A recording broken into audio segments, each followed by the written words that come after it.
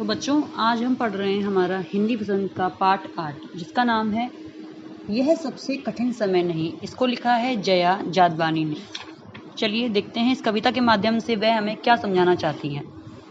अगर इस कविता के सारांश में हम जाएंगे तो कहीं ना कहीं यह हमें बताती है कि जीवन में जब भी हम कभी हार महसूस करते हैं, निराशा महसूस करते हैं, या हमें लगता है कि अब इसके आगे कुछ हो नहीं सकता, हमें ज़िंदगी बहुत कठिन लगती है, तो उस समय के लिए बता रही हैं वो कि वास्तव में वो सबसे कठिन समय नहीं होता। आइए देखते हैं कविता को। नहीं, यह सबसे कठिन समय नहीं। अभी भी दबा है चिड़िया की चोंच में तिनका और वह उड़ने की तैयारी में है। लेखिका कहना चाहती हैं कि देखिए, अभी भी जो चिड़िया है उसकी चोंच में तिनका है, मतलब वो घर बनाने की तैयारी कर रही है और वो उड़ने की तैयारी भी कर रही है। वो चिड़िया का मूल स्वभाव ही है घर बनाना, उड़ना, अपने बच्चों की देखभाल करना। जिस प्रकार से हमारे माता पिता हमारी देखभाल करते हैं, उसी प्रकार से सारे पशु पक्षी जानवर अपने बच्चों के लिए घोंसला बनाते हैं, उनका ध्यान रखते हैं जब तक कि वो बड़े नहीं हो जाते हैं। तो मतलब चिड़िया जो है वो अपना काम साधारण रूप से कर रही है। प्रकृति का जो एक काम है वो चल रहा है ऐसे ही जैसे हमेशा से चलता आ रहा है। तो यह सबसे कठिन समय नहीं हो सकता।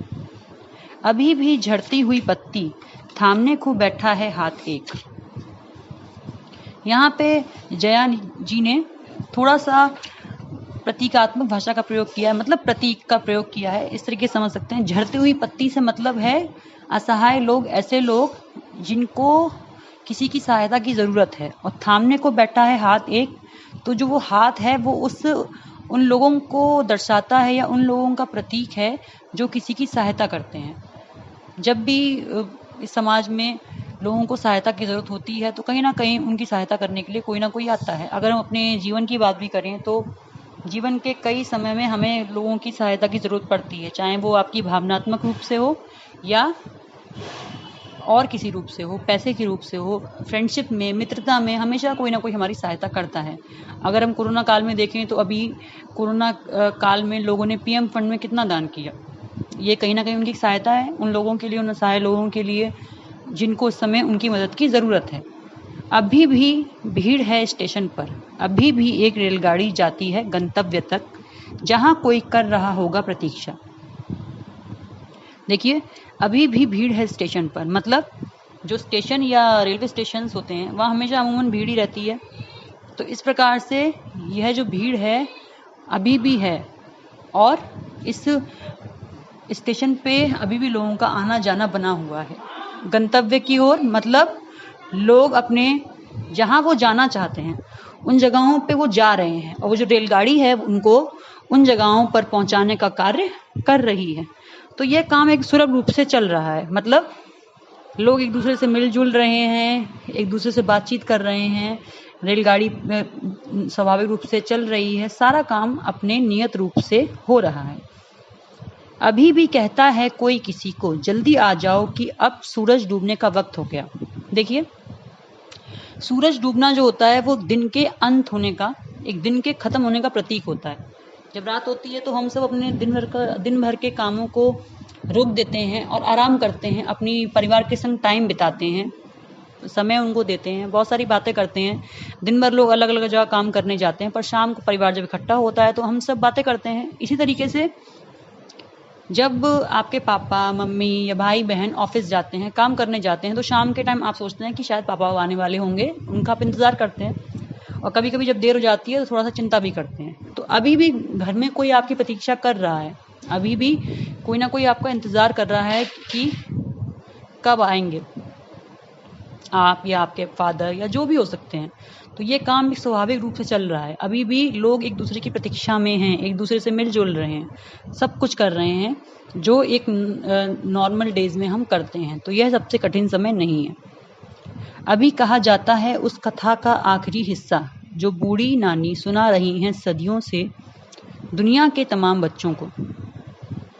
देखिए, जो हमारी बूढ़ी दादी, नानी, मम्मी जो भी होते हैं, हमारे जो सीनियर जो हमारे घर में रहते हैं लोग, तो क्या होता है, वृद्ध लोग जो हैं वो कहीं ना कहीं हमें बहुत कुछ सिखाते हैं, कहीं ना कहीं हमें बहुत सारा मॉरल ज्ञान या नैतिक शिक्षा देते हैं।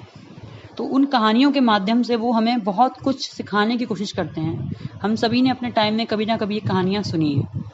तो अभी भी बहुत से घरों में लोगों का यह जो क्रम है, जीवन का है, यह हिस्सा है जो चल रहा है। अभी भी शाम को दादियाँ नानियाँ जो हैं अपने छोटे छोटे जो पोते पोतियाँ हैं या बच्चे हैं उनको ये प्यारी प्यारी सी कहानियाँ सुना रही हैं, और बच्चे उतने ही इंटरेस्ट, उतने ही उत्सुकता के संग उन कहानियों को सुन रहे हैं। मतलब परिवार का जो एक संचालित रूप है या परिवार जैसे चलता है वो एक नॉर्मल रूप में चल रहा है। अभी भी शाम को प्रतीक्षा कर रहे हैं आप अपने पापा की या मम्मी की, अभी भी दादी नानी आपको कहानियाँ सुना रही हैं। तो अभी सबसे कठिन समय नहीं आया। अभी आती है एक बस अंतरिक्ष के पार की दुनिया से, लाएगी बचे हुए लोगों की खबर, नहीं यह सबसे कठिन समय नहीं।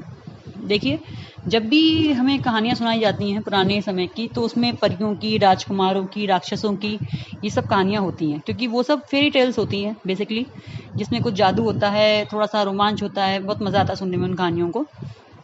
तो उस कहानी में क्या होता है, हम ऐसी बहुत सारी चीज़ें सुनते हैं जो हमारी पृथ्वी पर पाई नहीं जाती, ऐसी बहुत सारी चीज़ों के बारे में जानते हैं जिनको हमने कभी नहीं देखा। जादुई दुनिया, अगर हम बात करें फिक्शन मूवीज़ की, एवेंजर्स या आपका हल्क है या पावर रेंजर्स, जो भी हैं, इतने सारे सुपर हीरोज़ हैं, कोई उसमें जब हम मूवीज़ देखते हैं तो क्या होता है, वो हमारे यहाँ के नहीं है।